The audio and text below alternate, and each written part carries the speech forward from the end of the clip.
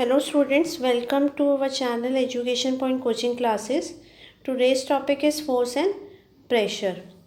We have learned that force is applied on an object in the same direction as to one another. We need to specify the direction in which force acts. In our previous videos, we have already done the effects of forces and the net resultant force. तो अगर two forces applied in the same direction तो net force जो resultant force होता है is the sum of the forces. और जो direction होती है वो स्पेसिफाई करनी होती है कि किस डायरेक्शन में वो फोर्स एक्ट कर रहा है। A force applied on an object can change its speed. तो अगर फोर्स अप्लाई होता है तो वो ऑब्जेक्ट की स्पीड को चेंज कर सकता है। If the force is in the direction of motion the speed of object increases. Means कि अगर उस डायरेक्शन में आपका फोर्स अप्लाइड हो रहा है जिसमें ऑलरेडी मूविंग है वो ऑब्जेक्ट, तो वहाँ पर उसकी स्पीड जो ऑब्जेक्ट की होगी will increase. If force is in the direction, अगर अपोजिट डायरेक्शन में मोशन की करेंगे तो वहाँ क्या होगी, the result in decrease in speed of the object, तो वो डिक्रीज हो जाएगी क्योंकि उसकी मूवमेंट जिस डायरेक्शन में हो रही है उसके अपोजिट हम फोर्स अप्लाई कर रहे हैं। It means we are opposing the movement of the object. For example, a goal keeper dives और jump to save the goal. वो क्या करता है, वो डाइव जंप करता है टू सेव द गोल, मतलब he tries to stop the ball. The force applied by him can stop और deflect the ball saving a goal being scored.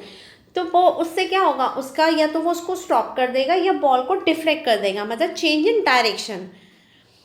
On the other hand, in order to move a tire faster, it has to be pushed repeatedly, which means that force has to applied in the direction of motion of an object. तो अगर हमने tyre को move करना है तो हमें repeatedly उसको क्या करना पड़ेगा, पुश। तो रिपीटेडली उस पर फोर्स अप्लाई करना पड़ेगा so that it keeps moving. और वो फोर्स कौन सी डायरेक्शन में, in the direction of motion. A change in either the speed of an object or its direction of motion or both is described as change in state of motion. Means speed में increase होना object के या उसकी direction of motion में या दोनों ही। ये क्या describe करते हैं, change in the state of motion means यहाँ state of motion में change आ रहा है due to force. There are some situations in which objects are not free to move. For example, pressing a lump of dough with hands or rolling a ball of dough to make chapati. The application of force in these cases leads to change in the shape of an object. तो यहाँ क्या कर रहे हैं, हम चपाती बनाने के लिए रोल करते हैं डो को, देन उसको क्या करते हैं, हम फ्लैटन करते हैं। तो यहाँ जो एप्लीकेशन ऑफ फोर्स है इस केस में वो क्या कर रहा है, by applying force the shape of an object is changing.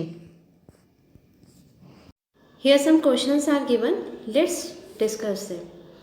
Question number 1 is, give two example of situation in which there change in the state of motion of an object due to force. Force की वजह से क्या आता है, change in motion. तो change in motion क्या होता है, change in speed and change in direction. तो इनमें से एक या बोथ क्या करते हैं, डिफाइंड होते हैं as a change in state of motion. तो examples are cricket ball hits by a batsman, direction changes, moving a heavy box from its rest position. तो यहाँ speed is changing. Question number 2 is, state the effects of force in the following situations.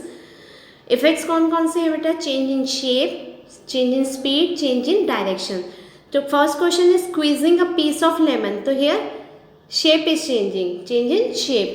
A batsman hitting a ball, तो here change in direction, direction ball की change हो रही है।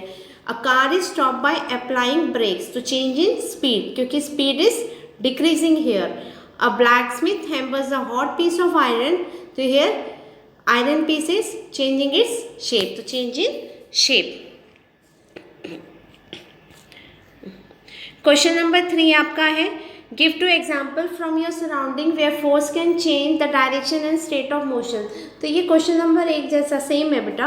यहाँ हमने kicking of football and batsman hitting a ball, तो here क्या हो रहा है, डायरेक्शन और स्टेट ऑफ मोशन चेंज हो रहा है।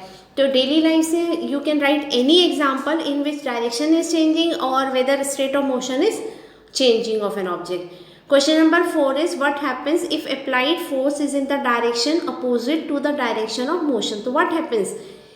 The speed of the object will decrease. So if force is applied in the direction opposite to the direction of motion, then the speed of the object decreases. This is all for today. Now we will meet in the next video with some new topic. Till then, take care. Bye.